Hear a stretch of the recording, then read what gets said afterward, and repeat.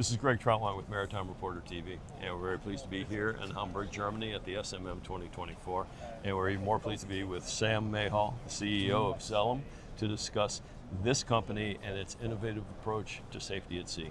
So Sam, you got a very interesting, I say booth, but you don't have a booth. You're on the outskirts because you have a lot of kit out here, and every time I've walked by, I've seen people climbing all over it. So to start us off, why don't you tell us a little bit about the company, and then we'll dig into the technologies. Yeah, fantastic. Thanks for coming, Greg. So the company is founded on the basis of challenging the fundamentals of search and rescue to find, recover, and protect people in the water. Background to the company is it was founded by mariners with first-hand experience of saving lives at sea and the unfortunate reality when saving lives at sea doesn't always work out. So what Zelim is really here to do is to speed up the act of rescue and improve the safety and the risk profile to the rescuers, ultimately saving lives, but through reducing time and reducing risk. So we do that using three kind of core technologies. There's the find element, which is our Zoe software. That's an intelligent detection solution to autonomously detect people and target objects in the water. Then we've got the recover solution, which is the Swift, the conveyor rescue system to rapidly get people out of the water.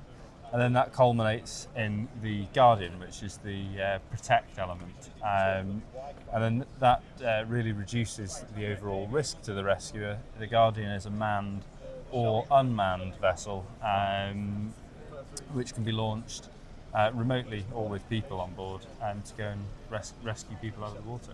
That's spectacular. Well, why don't we start with the biggest and the best first, and we'll start with the Guardian. Biggest, not perhaps the best, but when we were discussing Guardian, you said this kind of completes the picture. Can you just tell me about the Guardian? So the Guardian's been in development for the last 4 years, really. It's quite a difficult thing to do. And when we first started, the idea of unmanned rescue was laughed out of most meeting rooms. But now we've persevered, and we're now getting a lot of traction in lots of different markets. So the Guardian is it's an 8.5 metre fast rescue craft. It's powered conventionally with diesel engine coupled with a water jet. And then the novel aspects to it are the Swift on the front to automatically pick people up out of the water, rapidly pick people up out of the water. Once they've been brought out of the water, they come onto a secondary conveyor, then into a survival area where they've got access to remote telemedicine, first aid, and it's a temporary safe haven when they're going back to the ship or back to onward rescue. Second aspect is the vision system to autonomously detect people in the water, and then that helps the remote pilot of the vessel guide the vessel onto the person in the water and to then retrieve them out of the water, and then ultimately take them back to onward safety and medical attention ultimately. We also use unmanned command and control systems, so the vessel can be driven locally using radio frequency, or it can be driven sort of anywhere in the world using satellite communication and 4G. So that gives you the full remote rescue capability anywhere, anytime. And this definitely is an eye catcher. So why don't you tell me a little bit about Swift? Anybody who's ever worked or been on the water knows how difficult it can be to get people out of the water. How does this make it easier? So the Swift is there's nothing really clever about it. It's clever by design, but it's a conveyor ultimately, and it's swift by name, swift by nature. It's a rapid way of getting people out of the water. So the Swift comprises of a floating structure, and so as the vessels are moving around in the water, this has all been designed with heavy weather in mind. Search and rescue very seldom happens on a nice day. It's always on the worst day in the middle of the night. That's when it happens. So that's where we've designed it from. That's the fundamentals of the company. So the structure of the Swift is a foam-based structure that floats.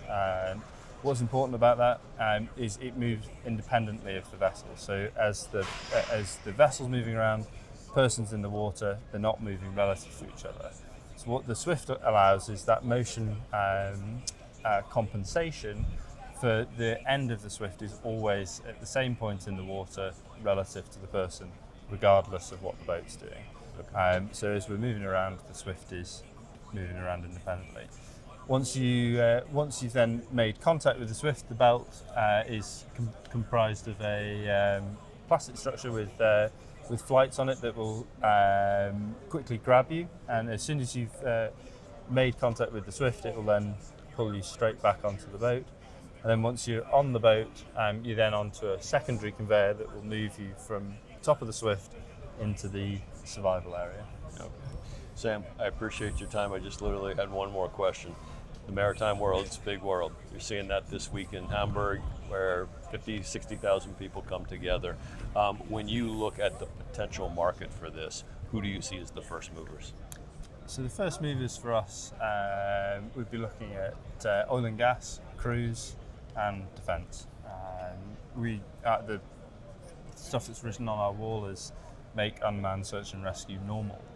We want to make it boring. We want to make the new industry standard. We strongly believe that this is the future of search and rescue, and this is a better way of doing it. But we've got to focus on core markets to start off with, so cruise, offshore energy, so oil and gas, and offshore wind, and then defence, and then we'll look at the rest of the maritime industry after that. Excellent. Sam, I appreciate your time, and hope you have a good SMM. Smashing. All right. Cheers.